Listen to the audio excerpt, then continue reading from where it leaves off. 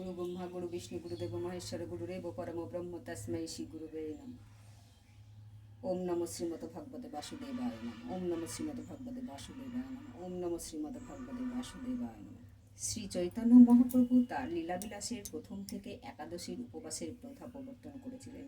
শ্রীলজীব গোস্বামী তার ভক্তি সন্ন্যাস গ্রন্থে স্কন্দ পুরাণের একটি উদ্ধৃতি বলেছিলেন যে মানুষ একাদশীর দিন শস্যদানা গ্রহণ করে সে তার পিতা মাতা ভাই এবং গুরু হত্যাকারী, এবং সে যদি বৈকুণ্ঠ ধামে উত্তীর্ণ হয় তবুও তার অধঃপতন হয়।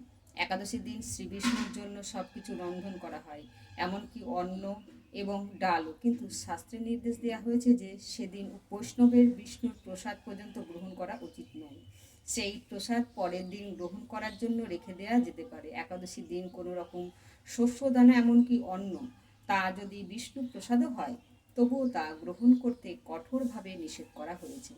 বিধবা না হলেও শাস্ত্র অনুসারে একাদশীর ব্রত পালন করার প্রথা শ্রী চৈতন্য মহাপ্রভু প্রবর্তন করেছিলেন। ভক্তি সহকারে একাদশীর ব্রত পালন করলে সকল যজ্ঞ সকল প্রকার ব্রতের পালনের ফল লাভ হয়ে থাকে। এই তিথিতে অন্ন গ্রহণকারীকে পশুর থেকেও নিকৃষ্ট বলে শাস্ত্রে বর্ণনা করা হয়েছে।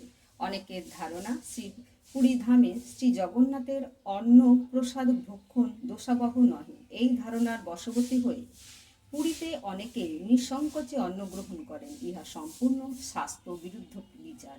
শ্রী চৈতন্য মহাপ্রভু তার সধবা জননী শ্রী সচীদেবীকে এই ব্রত পালন করতে অনুরোধ করেছিলেন। একাদশী তিথিতে নিরম্ভ উপবাস করাই শ্রেয়, কিন্তু যারা উপবাস করতে একেবারেই অসমর্থ তারা একাদশীর প্রসাদ রূপে অল্প পরিমাণে ফলমূল, আলুর সবজি, দুধ ও দুগ্ধজাত খাদ্য গ্রহণ করতে পারে। সারাদিন হরিভক্ত সঙ্গে শ্রী ভগবানের নাম রূপ গুণ লীলাদি শ্রবণ কীর্তন স্মরণাদি করতে হয় এবং রাত্রে জাগরণ ও হরিকথা শ্রবণ করা প্রয়োজন। একাদশী ব্রত পালনের সময়ে পরনিন্দা, পরচর্চা, মিথ্যা ভাষণ, ক্রোধ, দুরাচারী দর্শন সম্পূর্ণভাবে নিষিদ্ধ। একাদশী তিথিতে ধান, গম, যব, ভুট্টা, সরিষা জাতীয় যাবতীয় খাদ্য বর্জনীয়। এই তিথিতে সমস্ত পাপ এই পঞ্চশস্যের ভিতর অবস্থান করে।